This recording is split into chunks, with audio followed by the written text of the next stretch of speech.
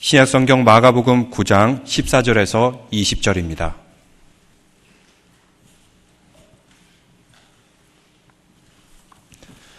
마가복음 9장 14절에서 20절 말씀, 제가 한 절, 여러분이 한 절, 마지막 절은 같이 읽겠습니다. 9장 14절부터입니다. 이에 그들이 제자들에게 와서 보니 큰 무리가 그들을 둘러싸고 서기관들이 그들과 더불어 변론하고 있더라. 온 무리가 곧 예수를 보고 매우 달려와 문안하거늘 예수께서 물으시되 너희가 무엇을 그들과 변론하느냐? 무리 중에 하나가 대답하되 선생님, 말 못하게 한 귀신 들린 내 아들을 선생님께 데려왔나이다. 귀신이 어디서든지 그를 잡으면 거꾸러져 거품을 흘리며 이를 갈며 그리고 파리해지는지라. 내가 선생님이 저희들에게 내쫓아달라 하였으나 그들이 능히 하지 못하더이다. 대답하여 이르시되 믿음이 없는 세대여, 내가 얼마나 너희와 함께 있으며 얼마나 너희에게 참으려. 그를 내게로 데려오라. 가치겠습니다. 이에 데리고 오니 귀신이 예수를 보고 곧 그 아이로 심히 경련을 일으키게 하는지라. 그가 땅에 엎드려져 구르며 거품을 흘리더라. 아멘. 지금으로부터 한 세대 전에 이런 유머가 있었습니다. 어느 학교에서 학생들이 막 싸우는 것을 본 교수님들이 이것을 보고 저마다 한마디씩 합니다. 경영학과 교수님, 지나가다가 이런 말을 합니다. 얘들아, 너희들 서로 싸우면 손해다. 의류학과 교수님, 얘들아, 싸우다가 옷 찢어지겠다. 통계학과 교수님, 쟤네들은 일주일에 한 번꼴로 싸우다니 쯔쯔쯔. 아동학과 교수님, 아이고 애들이 보고 무엇을 배우겠니? 생물학과 교수님, 식물학과 교수님, 얘들아 그러다 잔디 다치겠다. 식품영양학과 교수님, 쟤들은 도대체 무엇을 처먹었길래 저렇게 만나기만 하면 난리야. 미생물학과 교수님, 저런 썩을 놈들을 봤나. 산부인과 교수님은 뭐라고 말했을까요? 누가 저런 놈들을 낳았어? 정신과 교수님, 쟤들 미쳤나 봐. 신경과 교수님, 얘들아 신경 쓰지 마. 내과 교수님, 내가 저 녀석들을 보면 속이 편할 날이 없어. 축산학과 교수님, 뭐라고 말했을까요? 저런 짐승만도 못한 놈들. 이렇게 얘기했다고 합니다. 이 재미있는 유머이고 이야기이기도 하지만 당시의 세대와 사회를 반영해 주는 것 같습니다. 저마다 아는 것이 많고 지식이 많아서 뭐라고 한마디씩 다 합니다. 분석은 잘 해요. 근데 정작 그 문제를 해결하기 위해서 실천한 사람이 없는 그 세대와 그 사람들, 이런 사람들을 비판하고 있습니다. 예수님께서는 이런 세대를 향해서 믿음이 없는 세대여 라고 말씀하시는데 오늘날 우리에게도 동일하게 말씀하는 것 같습니다. 지난 시간에 무슨 본문으로 함께 읽었죠? 예수님께서 높은 산, 그 위에 올라가서 그 모습이 하얗게 변모되시는데 이 모습이 너무나도 신비스러웠어요. 왜 이것을 베드로와 야고보와 요한, 이 세 사람에게 보여줬을까요? 앞으로 예수님께서 십자가의 험한 길을 걸어가고 섬김의 길을 보여주시게 되는데 베드로와 야고보와 요한, 이 사람들은 그 길이 무엇인지 이해하지를 못해요. 앞으로 험한 시련과 시험과 유혹을 이겨나가야 되는데 이것을 이겨나가기 위해서 그들에게 신비한 체험을 보여주신 것입니다. 봐라, 세상은 눈에 보이는 것이 전부가 아니야. 그 이면에 아주 신령한 일들이 있어. 하나님께서 선한 영으로 이 모든 것을 다 이길 것이야 라는 것을 보여주기 위해서 이 세 사람에게만 신비한 체험을 보여주게 됩니다. 이것이 얼마나 좋았던지 베드로는 여기가 젖사하니 여기에 초막 셋을 짓고 삽시다. 땅에 내려가고 친구들을 만나야 되고 가족들을 만나야 된다는 것조차 까맣게 잊어버릴 정도로 그곳이 너무나도 좋았어요. 이렇게 신령한 세계, 영적인 신비 체험을 하게 되면 이것이 너무나 좋아서 여기에 안주하고 싶습니다. 그러나 예수님께서는 아무 말씀도 안 하시고 이 세 명을 데리고 산으로 계속해서 내려오게 됩니다. 우리 기독교의 신앙이 그렇습니다. 우리 기독교의 신앙은 고립된 종교가 아닙니다. 신비의 종교만도 아니에요. 우리끼리만 잘 지내고 우리끼리만 좋사오니 여기서 머물러서는 안 돼요. 우리는 분명히 하나님의 임재를 경험해야 됩니다. 그런데 이것을 경험한 후에는 다시 세상으로 내려가야 됩니다. 여러분, 이 시간 예배 드리고 올 때는 세상의 모든 것을 다 등지고 오직 십자가만 바라보기 위해서 이 자리에 왔어요.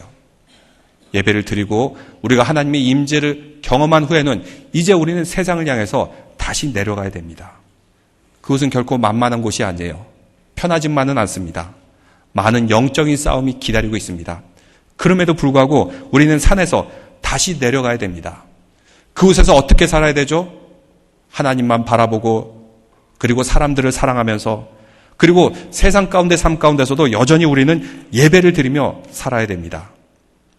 그렇지 않으면 믿음이 없고 악한 세대에 쉽게 휩쓸려 가기 때문입니다. 여러분, 배라는 존재는 언제 가치가 있을까요? 노아가 산 위에서 열심히 배를 만들었습니다. 사람들은 다 비웃습니다. 왜죠? 배는 물에서 만들어야 되는데. 근데 드디어 홍수가 몰아닥치기 시작합니다. 그때서야 노아가 만들었던 배가 그 가치를 발휘하게 됩니다. 아주 거센 물살도 다 이겨낼 수 있습니다. 근데 그 배를 만들 때 잘못 만들게 되면은 물이 새게 돼요. 물이 새어서 침몰할 수가 있습니다. 바다에 가라앉아 버립니다. 그러면 배는 제대로 만들어진 것이 아니죠. 우리가 세상을 등지고 주님이 전에 나왔을 때 바로 구원의 방주를 만드는 그런 작업을 하고 있는 것입니다. 아주 튼튼하게 만들어야 됩니다. 그리고 이 배를 가지고 우리는 세상에 나가서 죽어가는 영혼을 구할 줄로 믿습니다. 그리고 세상의 거센 물결도 다 헤쳐나갈 줄로 믿습니다. 예수님은 바로 이것을 보여주기 위해서 산에서 내려오게 됩니다.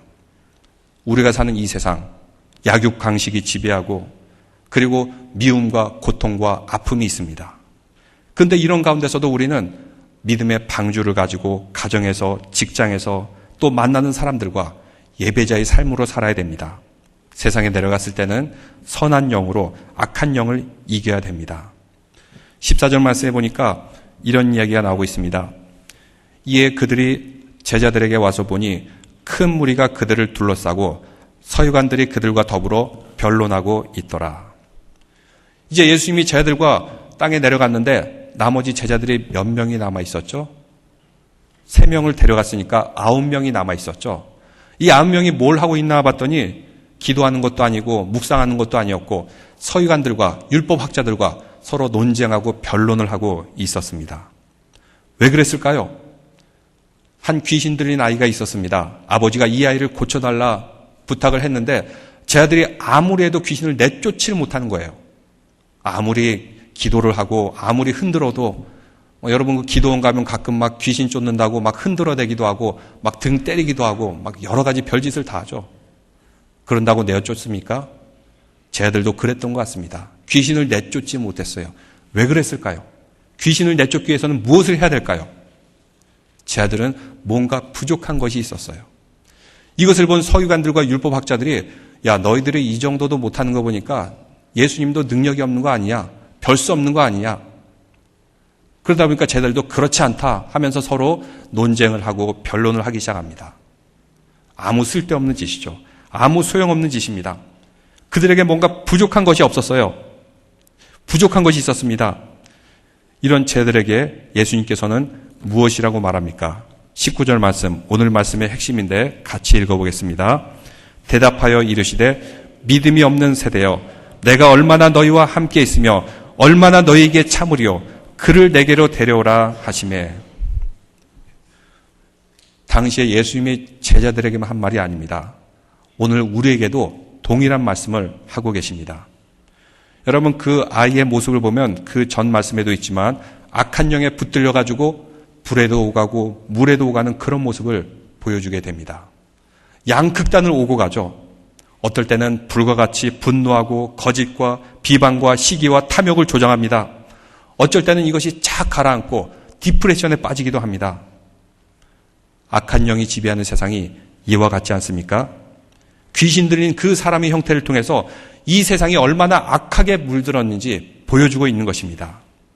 또 그 아이는 증상을 보니까 이를 갈고 거품을 흘리고 파리에 지느니라. 피가 안 돈다는 거죠. 이를 갈고 거품을 흘리고. 이 세상은 귀신 들린 아이와도 같습니다. 여러분 정치나 세상 살아가는 사람들의 모습을 한번 보십시오. 한국도 그렇고 미국도 그렇고 정치인들이 서로 말싸움하면서 이를 갈면서 거품을 흘리면서 서로 욕하고 비난하는 그런 모습들. 죽어가는 영혼들. 그로 인해서 악한 영이 지배하는 이 세상의 모습들. 이 세상은 여전히 어두운 영에 사로잡혀 있습니다. 근데 예수님께서는 뭐라고 나무라십니까? 세상을 나무라지 않고 예수님의 제자들을 향해서 이렇게 말씀하고 있습니다. 믿음이 없는 세대여, 내가 얼마나 너희와 함께 있으며 얼마나 참으리요. 왜? 이 악한 세상을 향해서 나무라는 것이 아니라 제자들을 향해서 나무랄까요? 마치 우리가 신앙이라고 우리가 또한 목사로서, 장로로서, 집사로서, 권사로서 주님을 따르는데 우리에게도 동일하게 주님께서는 나무라고 계십니다. 왜 그럴까요? 세상에 악한 영이 여전히 판을 치고 있는데 도대체 우리 교인들은, 우리 성도들은, 목사는 무엇을 하고 있느냐? 이것을 이게 능력이 있느냐? 예수님께서는 우리에게 여전히 꾸짖고 계십니다. 주님께서는 교회와 이 땅에 있는 성도들에게 여전히 말씀해 주고 있습니다. 이를 가며 거품을 흘리며 죽어가고 파리해져가는 그런 세상. 이것을 고치지 못하는 무능력함. 여러분, 이 아이를 괴롭히는 영이 무엇일까요? 영이라는 것이 무엇입니까?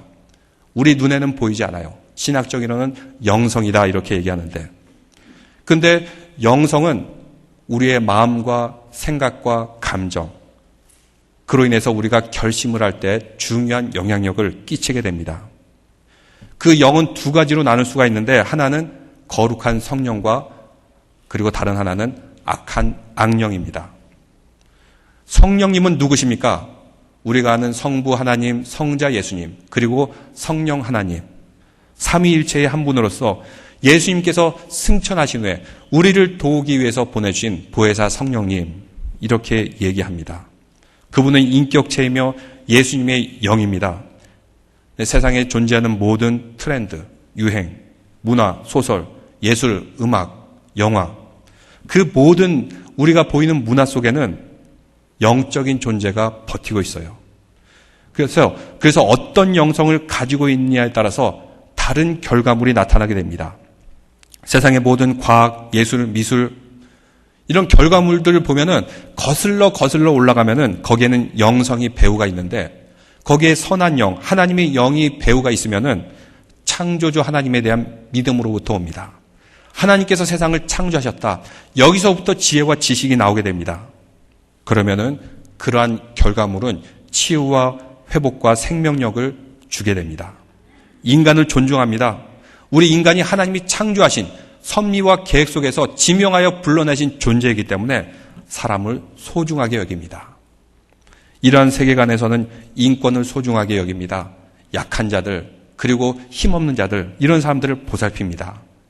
기독교의 문화 가운데 이러한 정치제도와 사회문화제도가 나타나게 됩니다.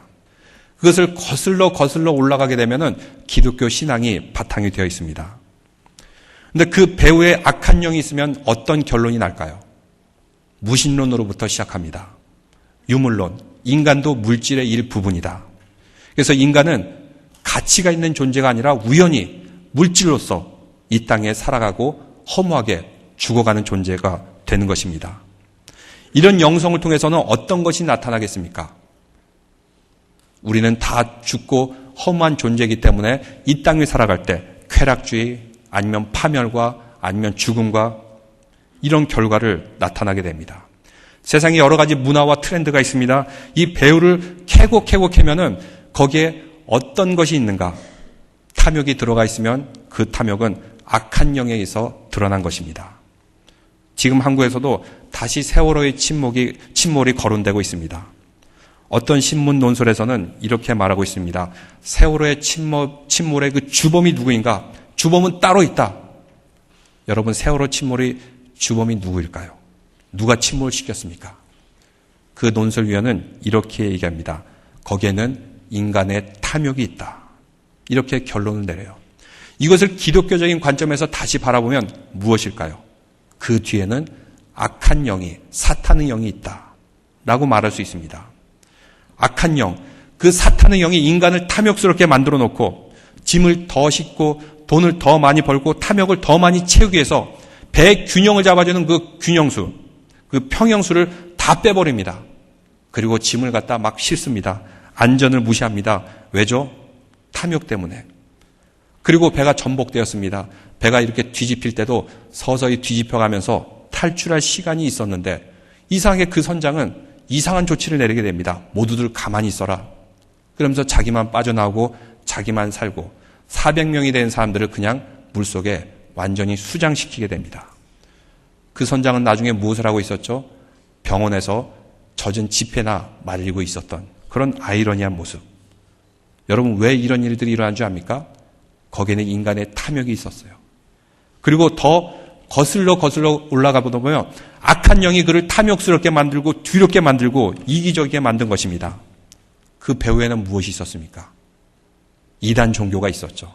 결국 악한 영이 이 모든 일들을 만들어내게 되었던 것입니다.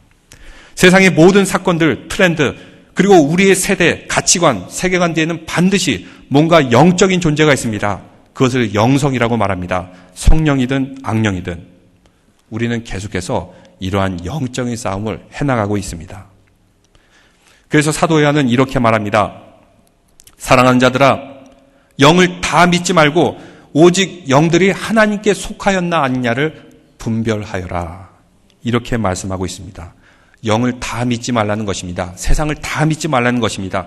그 안에 악한 영이 있으면 결국 악한 결과가 나타나게 되고 하나님의 영, 선한 영이 있으면 선한 결과가 나타나니까 영을 잘 분별하여라. 이렇게 말씀하고 있습니다. 악한 영을 쫓아가다가는 가정이 깨지고 쾌락주의자가 되고 공동체를 파괴하게 됩니다. 그래서 성경은 경고하고 있습니다. 근데 문제가 있어요. 악한 영이라는 것은 아주 교묘하게 위장을 한다는 것입니다. 나는 악령이다 하면서 머리에 뿔이 달려가지고 나타나지 않습니다. 이것은 보암직스럽고 먹음직스럽고 인간의 약점, 탐욕을 아주 교묘하게 잡아내고 위장해서 포장해서 사람들을 시험에 빠지게 만듭니다. 오늘 말씀에 이 아이가 어떻게 됩니까? 파리해져 가는지라. 혈색이 사라집니다. 생기가 없어집니다. 악한 영이 그 아이를 죽이려고 하는 것입니다. 근데 당시뿐만 아니라 오늘날의 우리 아이들도 마찬가지입니다. 이 아이가 살았으면 얼마나 살았다고, 얼마나 악하다고 악한 영이 들어갔을까요? 이 영이 왜 들어갔죠? 당시에 부모와 어른들과 세대가 악한 세대였기 때문에 그 악한 영이 그 아이에게 들어간 것입니다. 오늘날의 우리 아이들도 그렇습니다. 제가 아는 어떤 분이 벤처기업을 운영하려고 하는데 게임 사업을 기획하고 있었어요. 그분은 한국 최고의 소위 말하는 S대학을 나눈 분이고 신실한 기독교인입니다. 능력이 아주 있으신 분이에요. 근데 사업을 진행하려다가 보니까 게임 사업이 잘 되기 위해서는 게임을 한 사람에게 중독을 일으켜야 돼요. 이 아이들의 정신과 혼을 완전히 빼놓도록 매니플레이션을 하고 자극과 보상의 기법, 완전히 한 사람을 페인으로 만들어 볼 수 있는 이런 것을 보고 그 집사님은 이거 양심상 도저히 못하겠다 하고 포기한 그런 고백을 들었습니다. 여러분 오늘날의 우리 아이들의 세대 게임 중독 거기에서 헤어나지 못해요. 점점점 파리해져 갑니다. 미국에 유명한 게임이 있습니다. 그 게임에서는 자기가 그 게임의 캐릭터가 돼가지고 도시 곳곳을 돌아다니면서 사람을 때리고 죽이고 강도를 하는 그런 게임이 있어요. 이 게임이 얼마나 인기가 있는지 1, 2, 3, 4 막 이렇게 여러 시리즈가 나옵니다. 최신판이 출판되자마자 CD가 나오자마자 아주 화제가 되었어요. 이것을 TV에서 취재를 하고 있는데 긴 줄을 서서 그 게임기를 사려고 합니다. 그 게임 CD를 사려고 그래요. 근데 어떤 엄마가 거기에 서 있는 거예요. 기자가 놀래가지고 인터뷰합니다. 당신은 이 게임이 무슨 게임인 줄 압니까? 예, 압니다. 이런 게임을 아이에게 사줘도 될까요? 나도 조금 깨림직하긴 하지만 근데 다른 아이들도 다 사고 우리 아이들도 사달라고 조르니까 뭐 다 하고 있지 않냐? 그렇기 때문에 나도 사줄 수밖에 없는 상황이다 하면서 죄의식 없이 그 게임을 사주는 어머니. 이것을 보고 이 게임을 하고 자란 아이가 나중에 무엇이 될까요? 너무나도 뻔한 것이죠. 이 시대를 살아가면서 교회가 우리 성도들이 전혀 멘토가 되어주지 못하고 악한 영에 의해서 계속 침범을 당하는 이 세상 가운데 예수님께서는 우리에게 말씀하고 계십니다. 믿음이 없는 세대요. 이 세대 속에 우리 자녀들이 점점점 파리해져 가고 있지는 않습니까? 예수님이 꾸짖고 있는 악한 영, 이 시대의 모든 부모들에게, 우리 교회에게, 성도들에게 계속해서 말씀해주고 있습니다.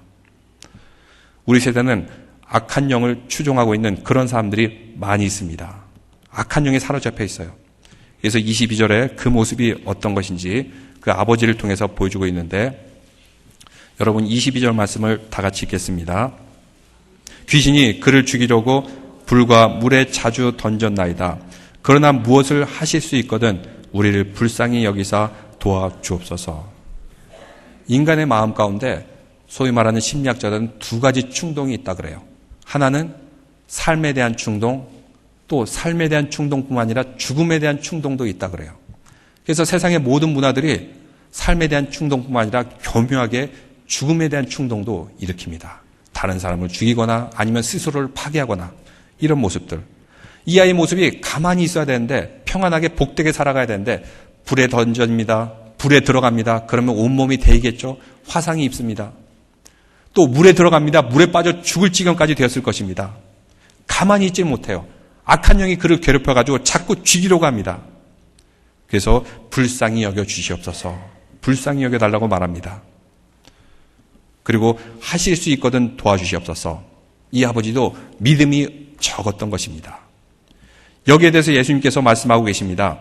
우리에게 하시는 말씀인데 다 같이 큰 소리로 23절 읽겠습니다.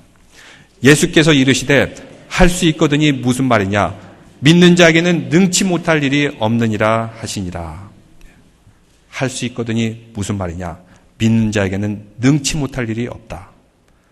우리가 주님을 믿고 의지하기로 결심을 확고히 굳히게 되면 예수님께서는 아무리 적은 믿음이 있더라도 고쳐주십니다. 동일한 말씀이 마태복음 17장 20절에도 나오고 있습니다. 17장 20절에는 겨자씨만한 믿음이 있으면 이 산을 향하여 저기로 옮기라고 해도 옮겨지리라. 겨자씨만한 믿음이 큰 산도 옮길 수 있다. 이렇게 말씀하고 있습니다. 우리가 이런 믿음을 가져야 됩니다. 악한 영을 축출할 수 있는 능력, 이것은 선한 영으로 이길 수가 있습니다. 그것이 바로 믿음입니다. 할렐루야. 그랬더니 아버지가 그제서야 이렇게 말씀하는데 24절에 곧 그 아이의 아버지가 소리질러 이르되 내가 믿나이다. 나의 믿음 없는 것을 도와주소서 하더라. 드디어 이제 믿음을 갖기 시작합니다. 그러자 예수님께서 이렇게 말씀하십니다. 말 못하고 못 듣는 귀신아, 내가 내게 명하노니 그 아이에게서 나오고 다시는 들어가지 말라. 예수님께서는 내가 나를 믿어라 하는 것도 중요하지만 더 중요한 것은 우리 스스로가 믿음을 갖는 것입니다. 겨자씨만한 믿음, 아무리 적은 것 같지만 겨자씨가 점점점 자라나서 큰 나무가 되고 가지가 있고 많은 새들이 그곳에서 깃들일 만큼 많이 자라듯이 우리에게도 겨자씨만한 믿음이라도 있으면 이것을 점점 키우게 되면 하나님이 놀라운 능력과 축복이 함께할 줄로 믿습니다. 이 아이를 예수님께서 고치신 후에 손을 잡아 일으켜 세웁니다. 이 모습을 보고 제자들이 좀 민망했던 것 같습니다. 여러분, 제자들은 왜 못 고치고 예수님은 고칠 수가 있었을까요? 왜 제자들은 능히 귀신을 쫓지 못했을까요? 나중에도 성경에 말씀하고 있지만 나사렛 예수 그리스도의 이름으로 걸으라. 나사렛 예수 그리스도의 이름으로 나아라. 예수 그리스도의 이름을 그 가운데 빼앗기 때문입니다. 그냥 예수님의 흉내만 냈겠죠. 이렇게 해라 저렇게 해라. 근데 본질적인 핵심을 잃어버리고 있었어요. 그 핵심은 누구입니까? 예수 그리스도인 줄 믿으시기 바랍니다. 우리도 이 악한 영에 들린 세상, 악한 영에 들린 사람을 만나면 어떻게 해야 됩니까? 우리가 왜 못 고치죠? 이 악한 영이 파는 치는 이 현상, 우리가 왜 못 고칩니까? 어떻게 해야 쫓아낼 수 있습니까? 예수 그리스도의 이름을 의지하고 쫓아내고 승리하는 성도들 되시기를 바랍니다. 예수님께서 그 비결을 29절에 말씀해주고 있는데 29절 다 같이 읽겠습니다. 이르시되 기도 외에는 다른 것으로는 이런 종류가 나갈 수 없느니라 하시니라. 어떻게 해야 쫓아낸다고요? 기도. 기도와 원문에 보면 금식 이렇게 말씀하고 있습니다. 기도와 금식. 다 함께 따라해 보시기 바랍니다. 기도와 금식. 기도와 금식. 여러분, 기도는 무엇입니까? 사람들은 일반적으로 착각하기를 기도가 마치 하나님을 도깨비 방망이로 생각해가지고 하나님 금 나와라 뚝딱, 은 나와라 뚝딱 이렇게 하는 분들이 있어요. 미국 사람들은 어떻게 생각하냐면 마치 하나님을 요술램프의 지니로 생각하는 그런 믿음을 가진 사람이 있다 그럽니다. 지니야 이거 줘라 저거 줘라 하면서 주인님 소원을 들어주겠습니다. 이거를 미신적인 신앙이라 그러죠. 샤머니즘의 신앙이라 그럽니다. 근데 기도는 그런 것이 아닙니다.